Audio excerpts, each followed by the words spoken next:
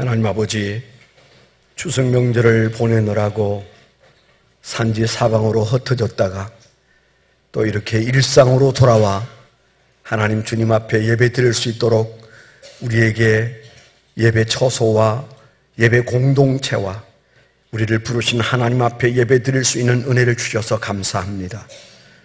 예배 자리에 나온 하나님의 백성들을 영적으로 먼저 주여 채워주시고 붙잡아 주시고 교정하여 주셔서 하나님 앞에 살기에 조금 더 부끄러움이 없는 하나님의 백성으로 서게 하시고 주여 우리의 허물을 씻어주시되 주님 앞에 의롭게 살 수 있도록 하나님 우리의 인생의 과거와 현재와 미래를 주관하시는 하나님 앞에 순복하고 나아가는 하나님의 거룩한 백성들이 되게 하여 주옵소서. 하나님 아버지, 오늘도 예배에 나와왔습니다. 우리가 주를 바라봅니다. 예배 가운데 보이지 않는 주님의 손이 우리를 만져주셔서 주여 연약한 육체를 가진 이들을 이 시간에 치료하여 주옵시고 염려와 근심 속에 있는 이들의 염려를 해결하여 주옵소서. 우리의 허물과 우리의 죄도 씻어 주시옵소서. 미련한 종의 주의 말씀을 선포할 때 말씀을 아멘으로 받게 하시고 말씀을 전하는 부족한 종도 주의 말씀만을 전할 수 있도록 주의 군의가 함께하여 주옵소서. 예수 그리스도의 이름으로 감사하며 기도드렸습니다. 아멘. 네, 우리 좌우에 계신 분들을 격려하는 시간입니다.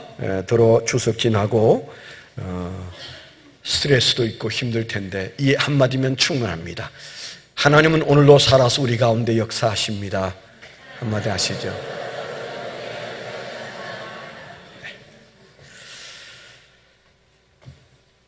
어느 날 텍사스의 한 거부가 자기가 다니는 교회 목사님을 초청했습니다.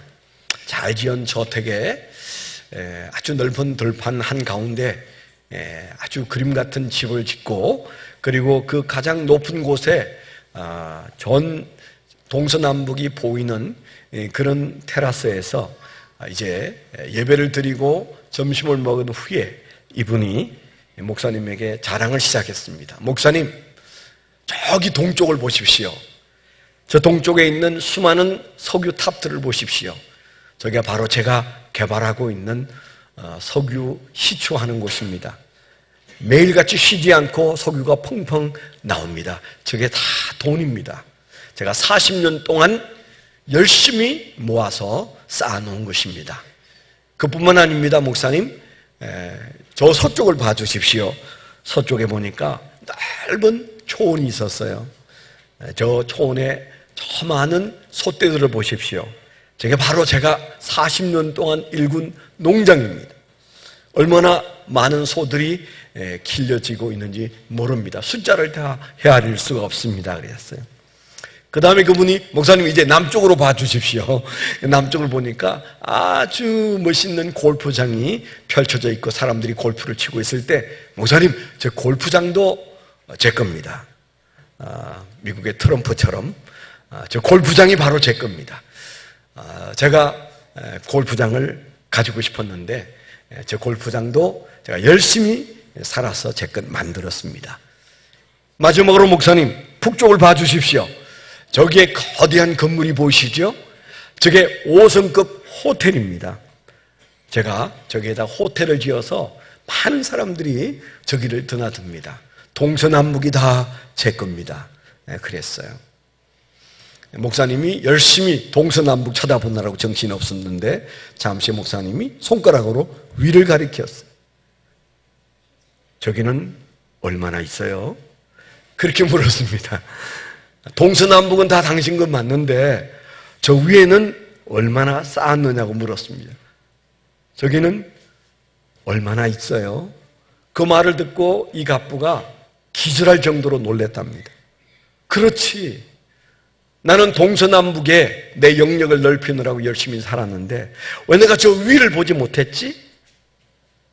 그래서 아주 낙심했다는 그런 얘기가 있습니다. 실제로 있었던 얘기인 것 같습니다. 우리가 살아가는 삶의 현장에서 여태까지 우리가 바라보고 있는 곳, 그처럼 다 이룬 건 없어도 그래도 우리가 동서남북을 열심히 쳐다보면서 조금씩 일구어 놓은 것 속에 지금 살고 있습니다. 우리가 바라보는 그 눈이 참 중요하죠. 어느 날 아브라함과 롯이 같이 그 목축업을 하고 있는데 조카 롯의 종들과 아브라함의 종들이 서로 티각티각 싸웠어요. 그때 아브라함이 정신을 차리고 보니까 그 목장이 너무 커져서 한 덩어리로 있는 것이 너무 커진 바람에 그저 종들도 서로 싸우고 복잡해진 것을 보고 이거 아니구나. 그래서 어느 날 롯을 불러내어서 들판에 서서 롯, 너는 내 조카로 저 하란에서 여기까지 쫓아왔는데 이제 우리가 독립할 때가 됐다. 너의 종들과 우리 종들이 싸우는데 이제 나누어서 하자. 네가 어디를 바라보든지 바라보는 그곳을 너가 가지면 된다. 너가 가고 싶은 곳으로 가고 우리가 얽히지 않기 위해서 너가 정하면 나는 반대쪽으로 가겠다.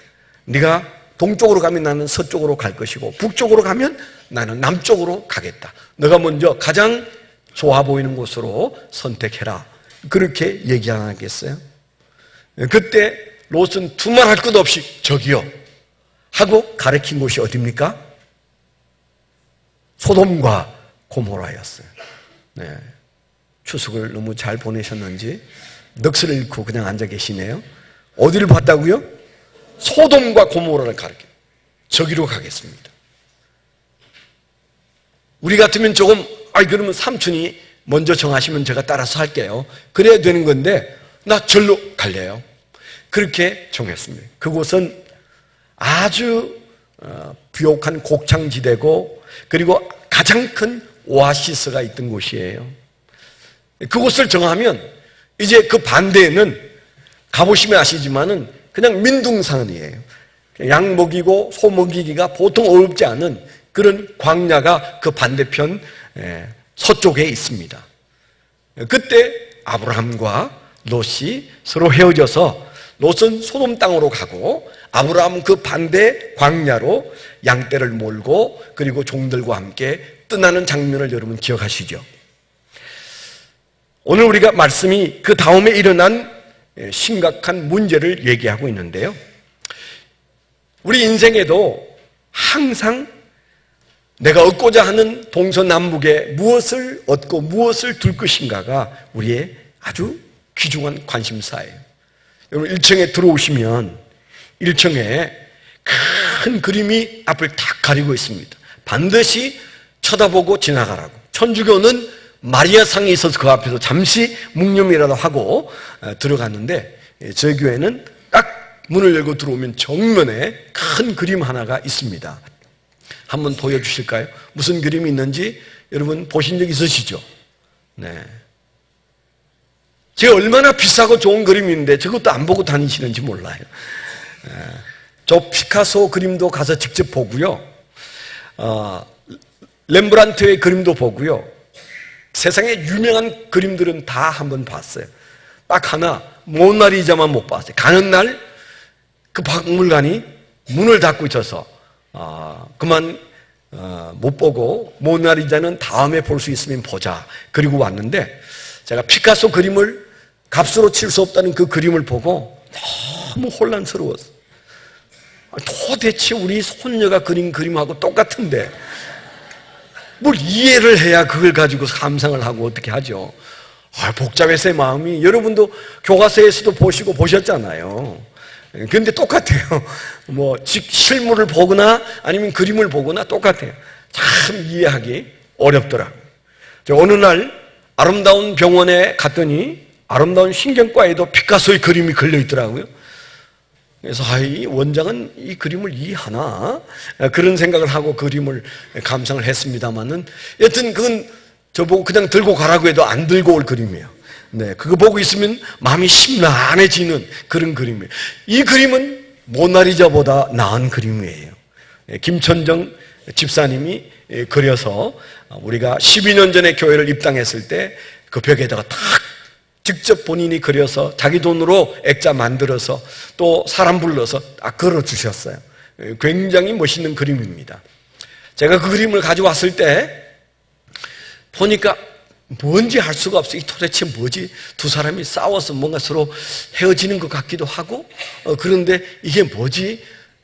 보니까 거기에 나침이가 있어요. 나침이, 그렇죠? 그래서 동서남북을 가리키는 나침이가 보여서 이게 뭔가, 그 그림을 그려온 분 앞에 모른다고 말하기는 좀 미안하잖아요.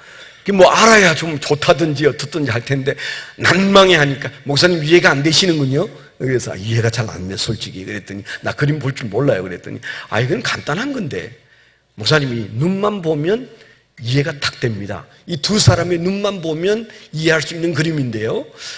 그래도 모르겠대요. 그래도 그 다음에 자세히 보세요. 오른쪽은 지금 저 빨간 게 불입니다. 불. 그래도 모르시겠어요. 그때서 제가 알았다니까요. 그래서 그냥 요즘엔 그 밑에다가 이렇게 글이 써요. 길이라고 하는 글이 써여 있어서 여러분들이 무슨 그림인지 척 알 수가 있습니다. 아직도 그림이 뭔지 보신 적 없이 왔다 갔다 하신 분 계세요? 네. 오늘 꼭 내려가셔서 차 마시면서 한번 감상하세요. 모나리자 그림보다도 훌륭한 그림이라니까요. 네. 한 여자의 그림을 그리는데 무슨 의미가 있습니까? 그런데 여기에는 어마어마한 교훈이 들어있어요.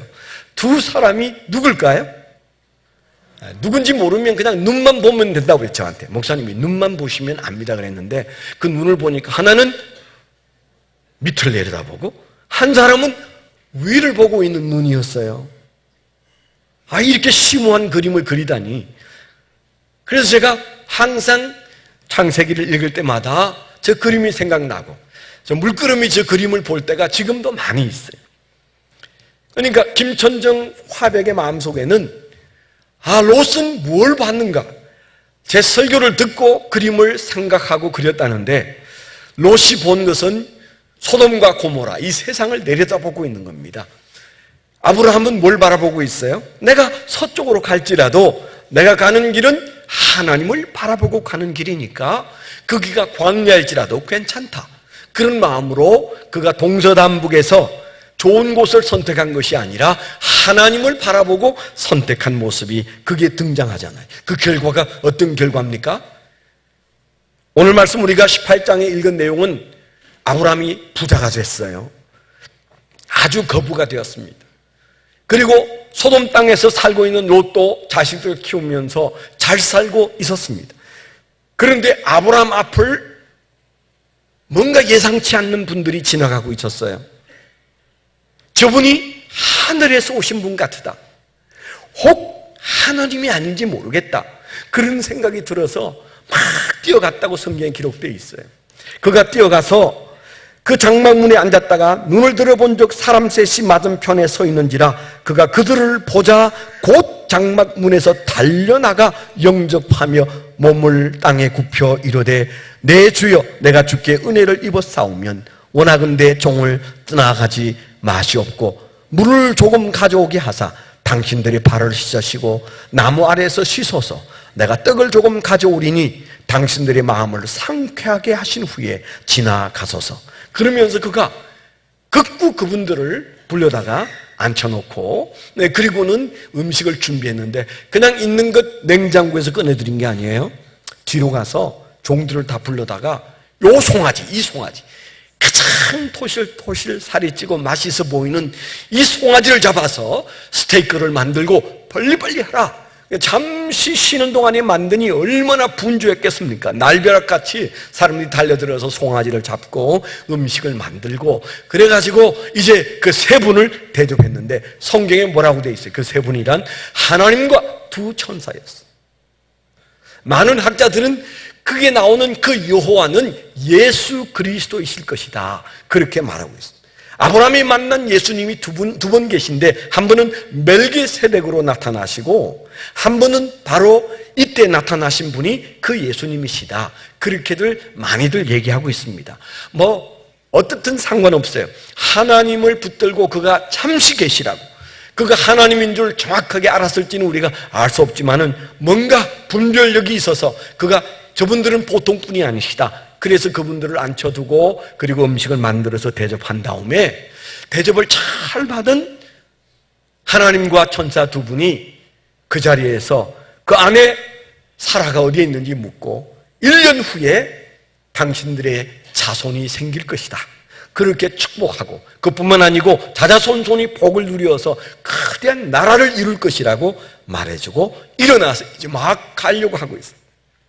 두 분의 천사가 앞으로 서서 가고, 그리고 아브라함이 이제 마지막 배웅을 하려고 하는 바로 그 하나님 앞에 섰을 때 하나님이 뭐라고 말씀하셨어요? 내가 지금 가는 길은 저 소돔 땅에 가서 소돔 땅에 있는 불쌍한 사람들이 얼마나 부러지는지 내 귀에 그들의 신음소리가 들리고, 그리고 그들의 죄악이 계속 보고가 되어서 더는 내가 그들을 지켜볼 수가 없어서 그들에게 불을 내려 태워버리려고 내가 지금 가고 있다. 그런 말씀을 하셨잖아요. 그 얘기를 들은 아브라함이 하나님을 붙잡고 기도를 시작해서 그가 6번 하나님을 붙들고 중보 기도를 한 끝에 10명이 하나님을 아는 사람이 있어도 그 땅에 불을 내리지 않겠다, 그런 약속을 얻고 보내드리는 장면이 사실은 우리가 읽은 장면의 말씀입니다. 오늘 우리가 이 말씀을 함께 잠시 생각하는 이유는 오늘날 우리가 사는 이 세상이 소돔 땅보다 더 착할까요? 더 악할까요?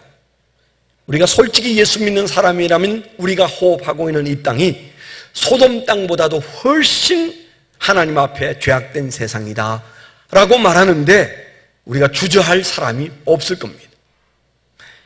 그 땅을 위해서 기도한 아브라함을 바라보면서, 그 땅에서 겨우 피해 나온 롯을 보면서, 그 땅을 향하여 이제 멸망하기 위하여 가시는 하나님의 모습을 보면서 하나님이 오늘 우리에게 주시는 긴급한 말씀들이 있다고 생각되어집니다. 그래서 오늘 우리가 이 말씀 앞에서 저와 여러분들이 정말 하나님께서 이 소돔 땅보다도 더 죄악된 세상에 살고 있는 우리에게 이 말씀을 왜 주셨는지, 우리가 받아야 할 교훈이 무엇인지 그 말씀을 좀 생각해 봐야 되는 중요한 시간이에요. 우리는 그 땅에 살고 있는 롯을 통하여 하나님 주시는 말씀이 있습니다. 우리는 중보 기도하는 아브라함을 통하여 받는 교훈이 있습니다. 그 소돔 땅을 멸망하러 가는 하나님이 아브라함 곁을 지나가는 모습을 보면서 하나님이 우리에게 주시는 그 하나님이 어떤 하나님인지 우리에게 보여주시고 계십니다. 오늘 이 말씀 앞에 우리가 긴장하고 말씀을 대하는 시간이 되시기를 축원합니다. 오늘 말씀 앞에서 세 가지를 본다고 그랬는데 소돔 땅의 롯을 우리가 먼저 한번 생각해 보겠습니다. 이 말씀에 등장하는, 우리가 읽기는 33절까지 읽었습니다만 9장 1절부터 그 소돔 땅에 살고 있는 롯이 등장하게 되는데, 소돔 땅에 살고 있는 롯을 하나님께서 우리에게 보여주고 있습니다. 타락한 그 소돔 땅에서 허우적대면서 살아가고 있는 그 소돔 땅의 롯의 모습을 우리에게 보여주시는 이유가 뭘까요? 우리에게 너는 그 소돔 땅에 있는 롯이 아니냐? 너는 어쩌냐? 소돔 땅에 있는 크리스찬인 롯이 살았던 그 모습과 지금 너의 삶의 모습을 비교해 보라. 그런 말씀으로 오늘 우리에게 이 말씀을 주신 것입니다. 왜 롯이 소돔 땅에 살고 있습니까? 아까 말씀을 드린 대로 풍요한 곳을 찾아서 그는 삼촌 내가 절로 갈 거예요. 저 소돔 땅이 제가 가야 할 땅입니다. 롯도 알고 아브라함도 알고 심지어 양떼들도 알고 있는 것이 바로 그 오아시스가 있는 소돔 땅입니다. 삼촌은 분명히 조금 전에 너가 동으로 가면 내가 서로 가겠다, 내가 피해 줄 것이다, 그렇게 말했을 때 그는 조금의 겸양도 없이 바로 나는 소돔 땅으로 가겠습니다. 왜 그랬을까요? 그 당대 소돔 땅은 그 근동에서 가장 풍요한 곳이고, 그리고 문화가 가장 번창한 곳이어서 자식을 교육하기에는 그것보다 더 좋은 곳이 없습니다. 생각할 것도 없이 그는 그 소돔 땅에 가겠다, 그렇게 말하잖아요. 여러분, 이 소돔 땅 서울에 우리가 살고 있습니다. 여기 서울에서 태어나신 분은 어쩔 수 없다고 치고 서울 사람이 아닌 여러분들은 이 서울에 왜 와서 살고 계십니까? 무슨 이유로 이곳에 살고 계세요? 풍요한 곳이기 때문에, 문화가 번창하기 때문에, 자식을 잘 가르칠 수 있기 때문에, 돈을 보다 더 많이 벌 수 있기 때문에, 만일에 그런 것이 솔직한 이유라면 우리는 롯과 하나도 다를 것이 없는 사람입니다. 여기 서 있는 사람은 여러분들보다 제일 멀리서 온 사람이에요. 거제도에서 왔으니까 가장 멀리서 온 사람이에요. 그 다음에 제 며느리가 먼 될 겁니다. 울릉도에서 왔으니까. 네. 우리가 왜 이 서울 땅에 와서 살고 있어요? 이 소돔 같은 거리에 우리가 활보하고 다니다가 잠시 예배 온 이유는 이 땅이 우리에게 풍요를 약속하는 것 같았어. 이 땅이 우리 자식들의 교육을 잘 시킬 수 있는 곳일 것 같았어. 이곳에서 우리는 이 세속의 문화를 즐길 수 있을 것 같았어. 롯이 그래서 그곳에 갔다가 소돔 땅의 멸망을 보게 되었습니다. 근데 사실은 우리가 잘 알아야 할 것은 우리가 소돔 땅에 살아도 소돔 땅 사람이 될 수는 없습니다. 예수 믿는 사람은 어디에 살아도 그곳이 잠시 거주하는 나그네의 삶일 뿐인 우리가 동화될 수가 없어요. 창세기 19장에도 보면 이제 천사가 나타났을 때, 심각한 문제가 발생했을 때 그때 그들이 뭐라고 말하는지 아세요? 그 소돔 땅 사람들이 롯을 향하여 하는 말입니다. 9절에 보니까 그들이 이르되 너는 물러나라. 또 이르되 이 자가 들어와서 거류하면서 우리의 법관이 되려 하는도다. 우리말은 그렇게 되어 있습니다만 본래의 뜻은 이 자가 우리 세계에 들어와서 함께 살고 있지만은 우리 사람이 아니라는 겁니다. 그들과 함께 살고 있지만은 그저 잠시 거류하고 있는 나그네, 잠시 이민 온 사람들이. 롯은 그들과 하나가 될 수 없었습니다. 결정적인 순간에 너는 우리와 틀려. 너는 잠시 이곳에 머물러 사는 인간이잖아. 그러면서 그를 거류민이라고, 머물러 있는 사람이라고 그렇게 말합니다. 그가 잠시 그곳에 산 것이 아니고 오래 살고자 그 땅을 선택했지만은 그 땅과는 하나가 될 수가 없었어요. 근데 심각한 문제가 오늘 우리가 읽지는 않았습니다만 어떤 문제가 벌어졌어요. 그 천사 두 사람이 예수님을 아브라함과 대화하게 두고 먼저 떠나서 저 소돔 땅에 들어갔을 때 그 소돔 땅에서 제일 먼저 누구를 만났어요? 롯을 만났어요.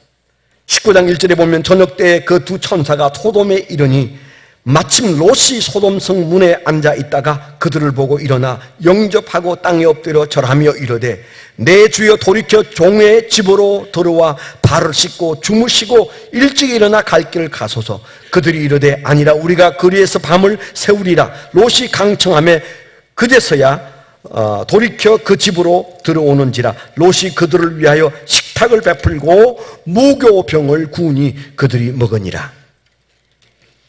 근데 재미있는 것은 18장에 나오는 아브라함이 그 객을 대접하는 모습과 19장에 롯이 그 객을 대접하는 모습이 너무 다릅니다.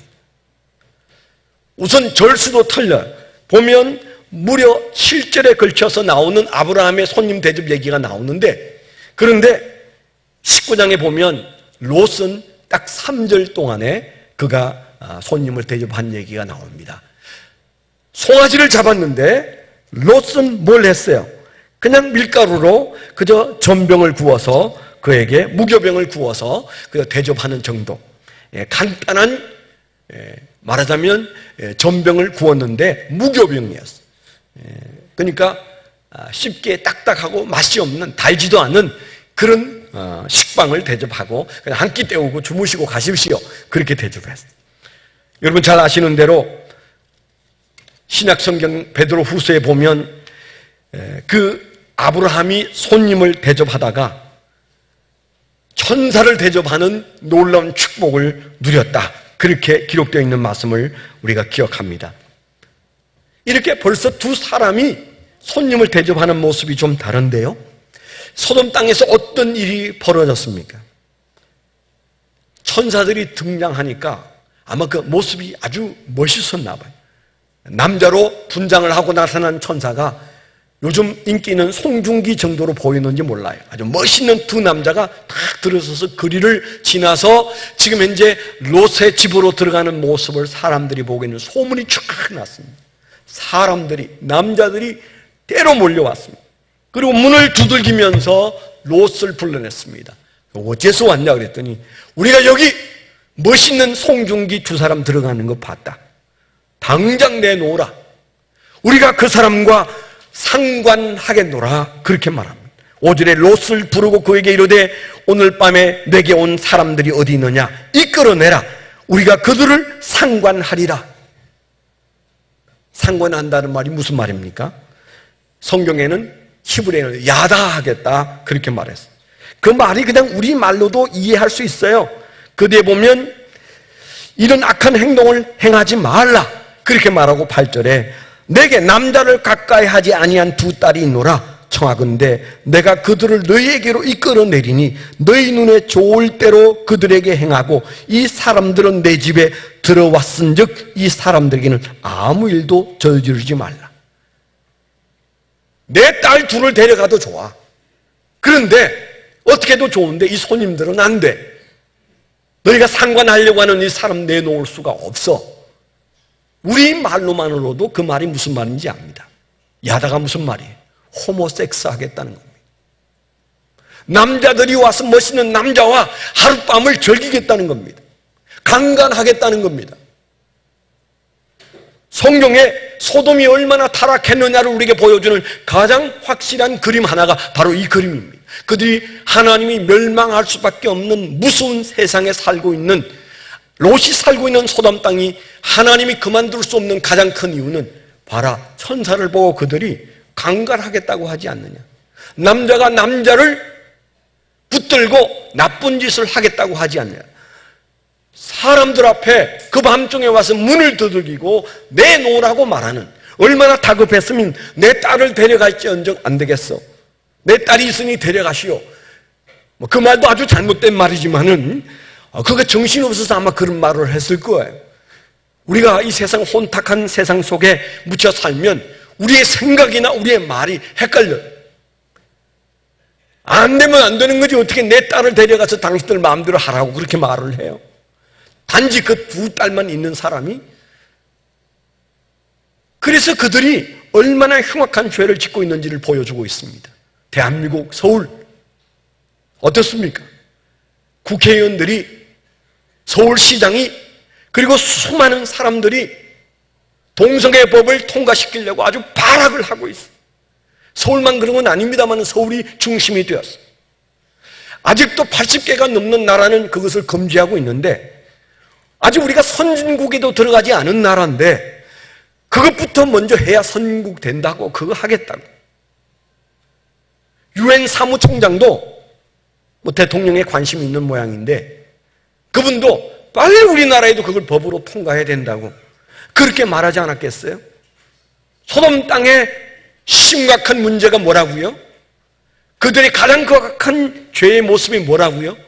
그들은 지금 현재 호모섹스를 일반화시켜 놓은 그런 세상을 살고 있어서 하나님이 더는 볼 수가 없어서 그들에게 유황불못을 내리려고 한다고 말씀하시는 장면입니다. 이상한 말처럼 듣지 말아 주십시오. 지난 주중에 우리는 큰 지진을 경험했습니다. 이웃한 일본은 그렇다 치더라도 우리는 안전하다고 생각했는데 바닷가에 즐비하게 원전들이 설치되어 있는데 5.8 지진이 와서 야단법석을 지켰어요. 경주에 잠시 머물렀던 제 가까운 친척은 전화가 와서, 아니 지금 김정은이가 서울에다 폭탄 터뜨렸느냐고, 왜 이렇게 우광탕뚱탕 야단이고 큰일 난 것 같다고 그렇게 전화가 왔대래. 그만큼 경주 사람들은 크게 놀라는데 서울에 있는 저도 그 시간에 아파트가 흔들렸어요. 이야, 이거 뭐 핵실험 다시 했나? 지진인가? 상당 기간 동안 계속 흔들리는 것을 느꼈는데 제 아내한테서 바로 연락이 왔더라고요. 집이 흔들리는데 거기도 흔들렸느냐? 저한테 그렇게 연락이 오더라고요. 여러분 경험하셨잖아요. 320여 회나 여진이 지금 현재 계속 오고 있다고 말하지 않습니까? 그게 뭐라고 생각하세요? 지진까지 끝 있는 거지. 예, 있는 겁니다. 지진은 이 땅에 어떤 연유로 생기는지 우리는 무식해서 잘 몰라요. 그러나 분명한 것은 이 지구 땅덩어리 그리고 이 태양계를 쥐고 계신 분이 하나님이세요. 오고 오는 세대 속에 자연의 법칙이 존재하는 것은 우연히 존재하는 것이 아니라 사람이 이렇게 생겼고 만물이 이렇게 사는 가장 큰 이유는 태초에 하나님이 천지를 창조하셨기 때문이고 지금도 하나님이 그 손으로 붙들고 계시기 때문입니다. 그렇다면 자연현상의 변화들 앞에 우리가 아무 생각하지 않는다면 이건 고약한 생각이죠. 나라가 위기에 처한 것도 사실입니다. 삼성이 핸드폰 문제 때문에 2조 원을 날렸습니다. 한진해운, 현대상선 다 지금 현재 망했습니다. 이런저런 심각한 문제가 우리 주변에서 일어나고 있는 이 상황들을 보면서 이게 혹시 하나님의 사인은 아닌가? 하나님의 경고는 아닌가? 이 롯에게 하나님이 하시는 사인은 아닌가? 이 아브라함에게 하시는 하나님의 사인은 아닌가? 우리가 꼭 귀로 들으면 알겠습니까? 하나님은 우리에게 모든 방법으로 그 메시지를 주시고 계신데 우리가 제대로 알고 있는지 자기 자신을 잘 돌아보아야 합니다. 그 땅의 풍요에서 그 소돔 땅에 살고 있는 롯이 그 타락한 사람들 때문에 그가 고통을 겪고 있다고 베드로후서 2장 7절에 이렇게 말합니다. 무법한 자들의 음란한 행실로 말미암아 고통당하는 의로운 롯을 건지셨으니 이는 이 의인이 그들 중에 거하며 날마다 저 불법한 행실을 보고 들으므로 그 의로운 심령이 상합니다. 롯이 하나님을 아는 의인으로서 소돔 땅의 풍요를 찾아갔지만은 그는 날마다 그들의 타락한 모습을 보고 괴로워하면서 산다고 그랬어요. 우리가 이 땅에서 살면서 날마다 신문을 펼 때마다 하나님 앞에서 가슴 아파하고 그리고 우리 마음속에 상처가 생기는 것을 느끼지 않습니까? 제가 늘 하는 얘기지만 우리가 그리스도인은 신문을 펼쳤을 때 아니면 뉴스를 볼 때 절당 혀를 차면서 봐서는 안 된다고 말씀을 드렸어요.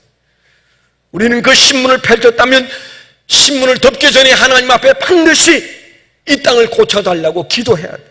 이 땅을 불쌍히 여겨달라고 기도해야 합니다. 롯이 그렇게 살고 있는 상황 속에서 하나님이 그들을 멸망시키기 위해서 찾아오셨는데 그건 단순한 그런 정도의 문제가 아니에요.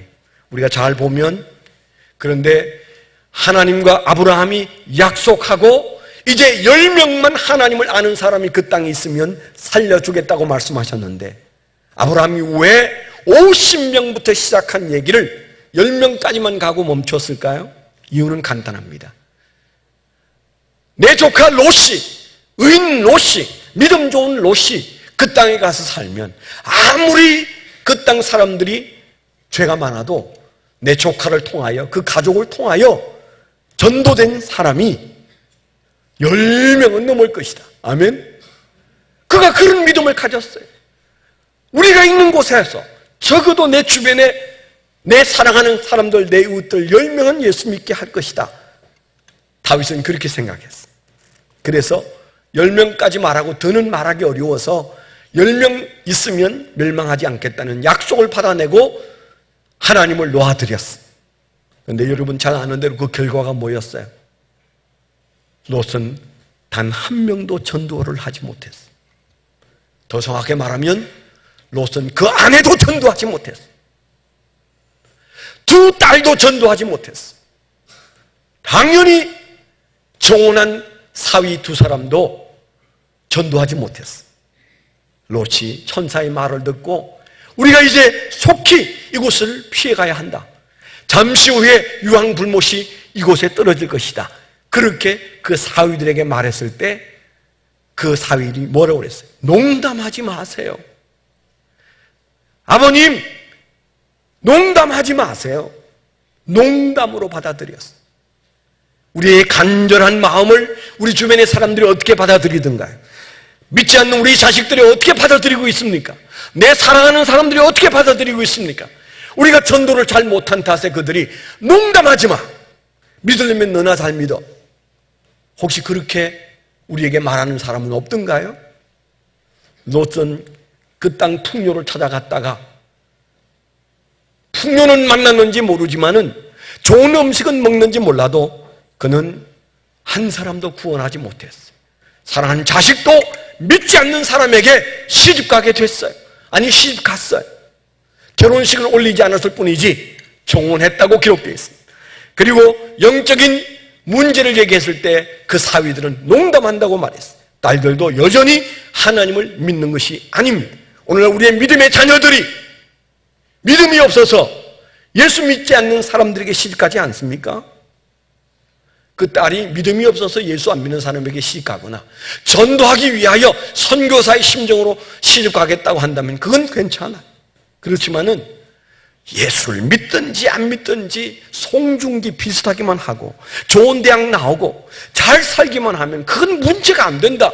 그래서 딸도 시집가고 아들도 장가가고 부모도 그 조건 때문에 눈을 감아버리고 만일 그런다면 우리가 롯과 뭐가 다르겠어요?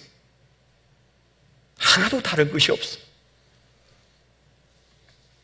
세상이 너무 악해져서 결혼 얘기, 이런 얘기 하는 것이 어색할 정도입니다. 내가 이런 얘기 하면 안 믿는 사위 보거나 안 믿는 뭐죠? 며느리 보거나 그게 심각하다고 말하면 아마 여기 시험 들 사람이 많아서 이 말은 하면 안 되겠는데 제 마음에서 그 말을 지웠지만은 일부 예배 강단에 섰을 때 하나님이 너 그 소리 안 하고 무슨 소리 하려고? 이런 마음을 주셔서 제가 이 말을 2부에도 합니다. 내 자식 안 믿는 사람에게 시집장가 가는 것 여러분 그건 타락입니다. 하나님을 염두에 두지 않은 것입니다. 전도하기 위하여 간다면 말릴 수 없어요. 선교자의 심정으로 간다면 그건 말릴 수 없어요. 그러나 신앙보다도 다른 것이 더 크게 보인다면 우리는 롯과 하나도 다를 것이 없는 사람입니다.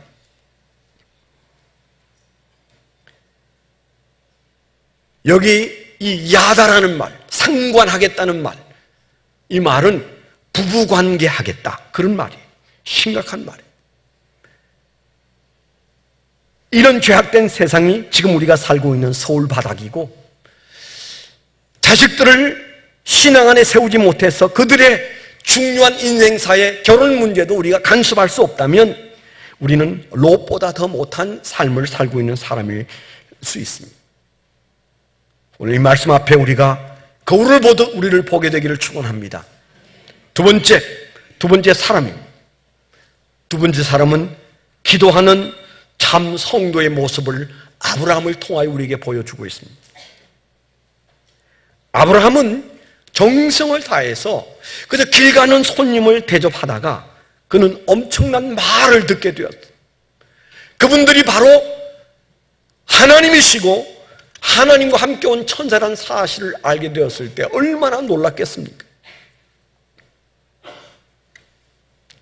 근데 그들이 한 말이 뭐라고 그랬어요?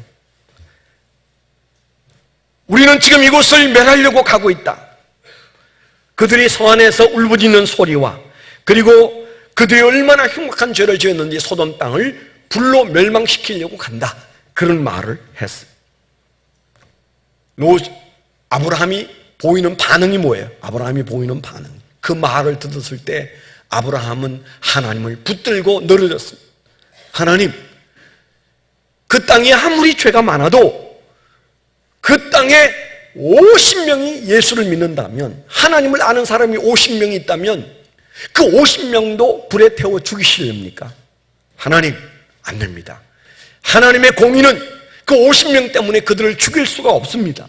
하나님, 그들을 살려주십시오. 그렇게 기도했어요. 가장 큰 이유는 뭐예요? 거기에 롯이 있기 때문이에요. 그가 하나님 앞에 그렇게 기도한 것은, 그리고 그 말뿐만 아니고 그가 그렇게 기도를 계속한 것은 다른 말이 아닙니다. 그는 하나님의 말씀 안에서 문제의 심각성을 알고 그 문제의 해결점을 알았기 때문에 하나님 말씀이 그 마음속에 쑥 들어왔기 때문에 그는 하나님 앞에 그렇게 매달린 겁니다. 하나님의 하시는 말씀이 하나님의 말씀으로 들렸어요. 아직 불이 떨어지지 않았습니다. 그런데 그는 당장 불이 붙고 있는 것처럼 하나님 앞에 매달려서 그가 몸부림치면서 기도하잖아요. 무슨 얘기를 하고 있는 겁니까? 하나님의 말씀을 하나님의 말씀으로 심각성으로 받아들이는 신앙. 여러분, 우리 신앙이 뭐예요? 하나님 말씀을 100% 받아들이는 것이 신앙입니다. 하나님 말씀에 설득당하는 것이 신앙입니다. 여기 다 앉아 계시지만 김용훈 목사가 하나님 말씀을 있는 그대로 말하는 그 말을 듣고도 0%도 받아들이지 않는 사람이 이 안에 많이 있어요. 있지도 않은 얘기를, 수천 년 전에 있었던 소돔 땅 얘기를 목사는 지금 현재 서울에 대고 여기에 불이 떨어질 것처럼 저렇게, 핵폭탄이 떨어질 것처럼 저렇게 얘기하냐? 왜 사람들을 추석 지나고 와서 스트레스 받아 있는데 저렇게 겁을 주고 있냐? 이러면서 1%도 안 받아들이는 사람도 있어.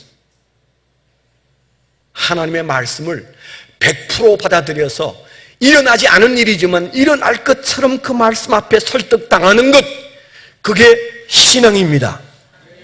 그런 신앙을 가지고 있어야 돼요. 하나님 말씀을 여러분들이 마음을 활짝 열고, 그래, 저 말씀대로 될 거야. 하나님 말씀이면 그대로 돼. 하나님은 한 번도 실현을 하신 적이 없어. 우리가 그런 마음으로 하나님 말씀을 받으면 여러분 말씀에 설득당하는 사람이에요. 기도가 뭔지 아세요? 하나님을 설득하는 건데요. 그 기도 응답은 어디서 오는지 아세요? 하나님에게 먼저 설득당한 사람에게만 하나님은 설득당하십니다. 하나님 이것 주세요. 이건 뭐예요? 하나님을 설득하는 거잖아요. 셀이 기도하고 빌면 하나님이 들어주신다고 생각하세요? 아니에요. 그거 아닌 거 아시잖아요. 하나님은 우리 기도를 다 들어주신다고 했는데 왜 내 기도를 안 들어주시나? 특히나 믿음 없는 사람들이 그런 말 많이 합니다. 하나님에게 삐쳐있는 사람이 얼마나 많은지 몰라요. 언제 하나님이 기도하면 무조건 다 들어준다고 그랬어요? 아니에요. 자세히 읽어보면 하나님의 마음에 합한 자가 하나님을 설득할 때 하나님은 하나님의 뜻을 돌이켜 응답하시는 줄 믿습니다. 기도의 응답의 원리는 하나님에게 설득된 자가 하나님을 설득할 때 하나님은 기도 응답으로 그 설득당하심을 드러내시는 것입니다. 감히 우리가 어떻게 하나님을 설득해요? 하나님 우리가 설득한다고 설득당하겠어요? 아니에요. 중심을 보시고 우리가 하나님의 말씀에 설득당한 자가 간절한 마음으로 하나님을 설득할 때 하나님이 응답하시고 그것이 기도 응답인 줄 믿습니다. 기도를 바꾸셔야 돼요. 하나님, 저는 이제부터 하나님 말씀에 전적으로 나를 포기하고 설득당하겠습니다. 하나님 말씀이 선포되면 나는 그 말씀을 믿고 가겠습니다. 그러니까 하나님, 제 기도도 좀 들어주세요. 그래야 그 기도가 바른 기도예요. 우리는 너무 성경을 짧게 봐요. 단어만 보고 있어요. 내가 너를 지켜주리라. 뭐 지켜주긴? 왜 지켜주시는지, 누구를 너희라고 말씀하시는지, 좀 더 넓게, 더 깊게 하나님의 말씀이 누구 보고 하는 말인지 그걸 바로 알아야 돼요. 인격적인 하나님이 대화 속에 하시는 말씀이 성경이라면 그 말씀이 누구 보고 어떤 사람 보고 말하는지 알아야 돼요. 아무거나 성경에 있다고 다 그게 내게 주시는 복이 아닙니다. 그러므로 우리는 누구에게 왜 이 말씀을 하시는지 물어야 되는데, 지금 6번이나 하나님을 설득하는 아브라함의 설득 앞에 뭐가 있어요? 설득당한 아브라함이 있어요. 하나님이 뭐라고 말씀하시든 하나님의 말씀대로 살고 죽겠습니다. 그런 아브라함의 하나님을 향한 변하지 않는 설득당한 모습을 보시고 하나님이 그의 기도 앞에 마치 맥을 못 쓰는 사람처럼 그래 그렇게 말씀을 6번이나 하시잖아요. 아멘. 하나님을 6번 설득하기 위하여 하나님 말씀 앞에 먼저 설득되는 여러분 되시기를 축원합니다. 하나님 말씀 앞에 100% 아멘 되시기를 축원합니다. 그는 그 문제를 기도로 풀어야 된다고 생각해서 하나님을 설득했는데, 그런데 자세히 보면 아브라함의 기도가 한계가 있어요. 아까도 얘기했지만은 그가 10명까지 기도했어요. 50명, 45명, 40명, 30명, 20명. 나중에는 이제 더는 말할 수 없었어. 하나님, 10명만 그 안에 하나님을 아는 사람이 있어도 소돔 땅 멸망시키지 말아 주십시오. 그렇게 기도했을 때 하나님이 그것까지도 들어주셨어요. 한 문제로 내 기도 제목을 6번 바꾼 적이 있으세요? 저는 없습니다. 3번까지 바꿔본 적은 있어요. 너는 염치가 없어서 내 기도를 바꿀 수는 없더라고. 잘해주신 하나님 앞에 이거 말고 더 좋은 거 달라고 말하기가 너무 힘들더라고. 아마 아브라함도 그러지 않았을까요? 어쩌면 아브라함은 거기에 믿음 좋은 내 조카 롯이 있는데 10명 전도 못했으랴? 그 가족이 4명이고 사위까지 6명인데 6명이 예수 믿는데 4명 전도해서 10명 못 만들었겠냐? 그런 마음을 가졌을지도 몰라요. 그래서 그가 설마 하고 10명이라고 기도하고 기도를 끝냈는데 설마가 일냈어요. 10명은커녕 1명밖에 없었어요. 롯 한 사람만 의인이었어요. 아내도 뒤를 돌아보다가 소금 기둥이 되고, 딸들도 구출을 받았지만 하나님에 대해서 관심이 없었어요. 자기 눈앞에 어떻게 살 것인가를 생각해서 아비를 술 먹여서 술 취하게 만들어서 이상한 짓도 하고 자식도 낳았어요. 정난하게 성경에 나와 있는 얘기들은 뭘 말하려고 하는 걸까요? 사위는 농담한다고 하고, 딸들은 이상한 짓 하고, 아내는 뒤를 돌아보아서 소금 기둥이 되고, 한 사람도 전도를 못했단 말입니다. 나홀로 천국에 나홀로 천국. 누구 모습이에요? 우리 모습은 아닌지 자기를 돌아봐야 되는데 아브라함의 기도도 부족했어. 설마가 사람 잡는다고 그러잖아요. 설마 롯이 예수 믿는 사람이 소돔 땅에 10명도 없으려고 그렇게 생각하는 사이에 그만 10명에서 끝났을 때 10명은커녕 1명 예수 믿어서 그들은 멸망당하고 말았어요.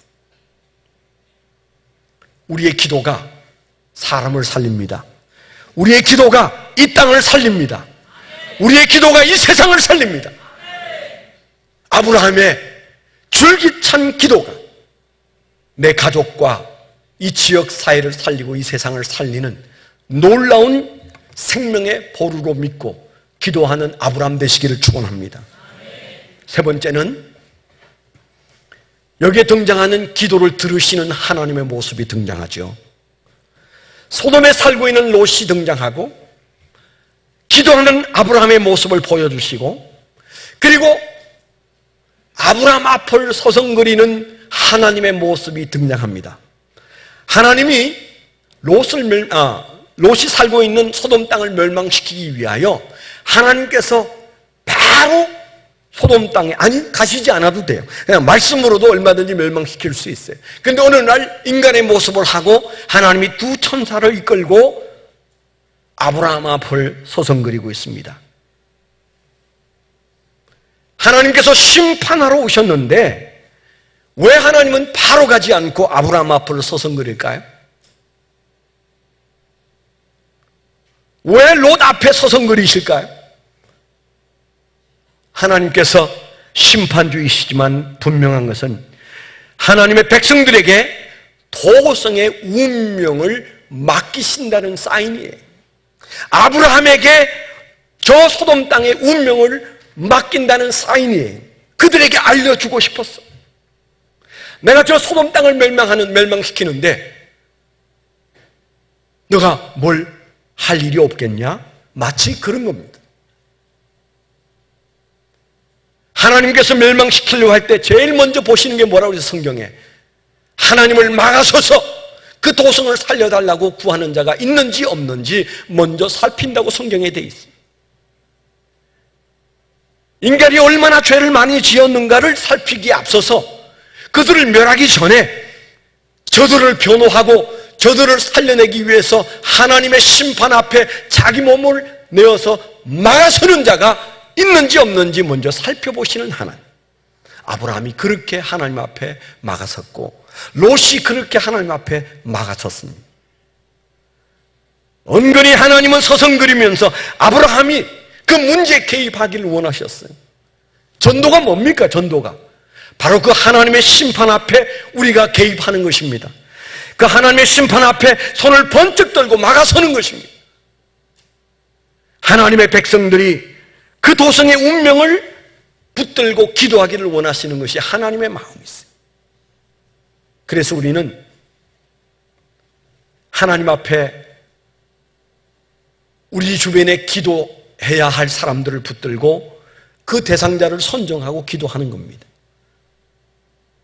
어떤 분은 그런 말씀하셨어요. 전도는 아무개에게 예수님이 어떤 분인지 얘기하는 것보다 하나님에게 그 아무개가 어떤 사람인지 구원해 달라고 기도하는 것이 급선무다 그랬어요. 하나님의 긍휼 앞에 먼저 엎드리고 더 많은 시간을 엎드려서 하나님, 내 남편이 이런 사람인데요, 하나님 반드시 구원해 주셔야 합니다. 불쌍히 여겨주셔야 합니다. 그렇게 하나님을 먼저 설득해야 된다고 말하더라고요. 맞는 말이라고 생각돼요. 전도는 하나님께도 그를 소개하고 그에게도 하나님을 소개하는 것이 전도입니다. 그 사명을 우리에게 부여하셨어요. 그래서 하나님은 아브라함 앞에 왔다 갔다 하시면서 서성거리면서 내가 저들을 심판할 텐데 너가 좀 내 앞에 막아서봐. 그런 뜻으로 그가 청할 때 그의 집에 들어가 그가 대접하는 것을 먹으시고 그리고 진지하게 소돔 땅을 멸망시키겠다고 말씀하시는 모습을 우리에게 보여주고 있습니다. 그리고 아브라함이 화들짝 놀라서 하나님 앞에 매달렸을 때 6번이나 기도를 바꾸어 가면서 기도했을 때 하나님 뭐 하셨어요? 설득당하셨어요.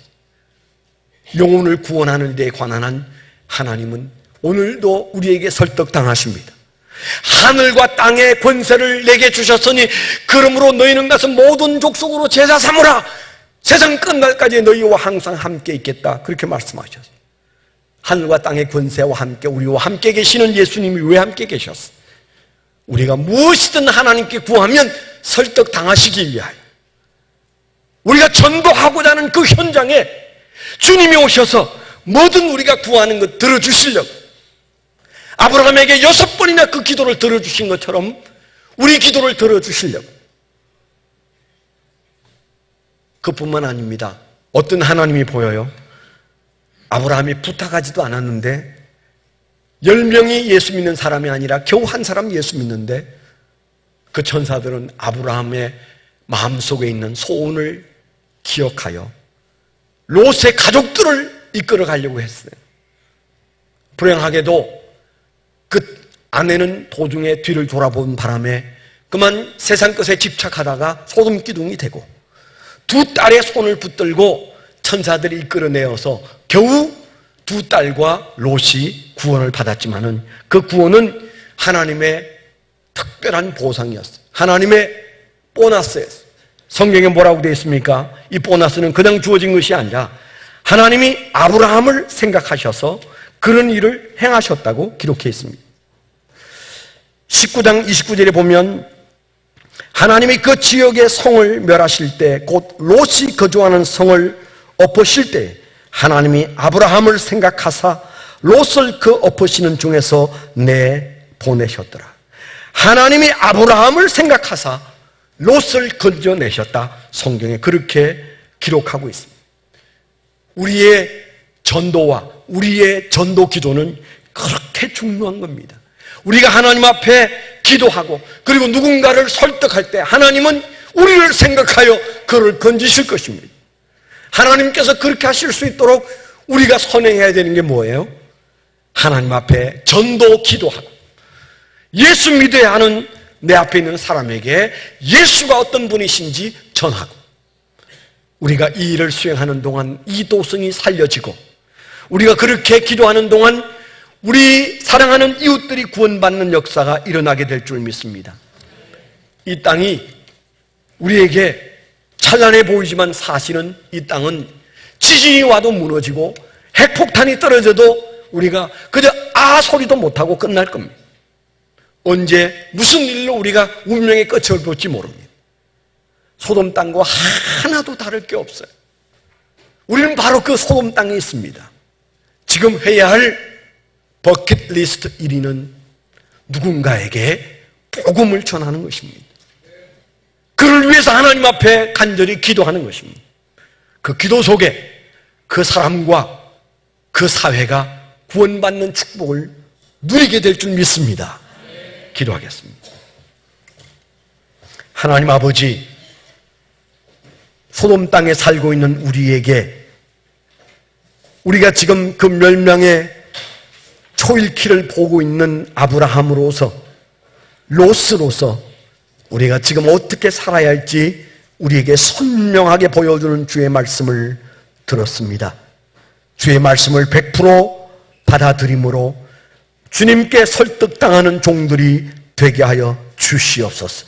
그래서 우리의 간절한 기도를 통하여 하나님이 우리에게 설득당하시는 모습을 보게 하여 주시옵소서. 예수 그리스도의 이름으로 감사하며 기도드렸습니다. 아멘.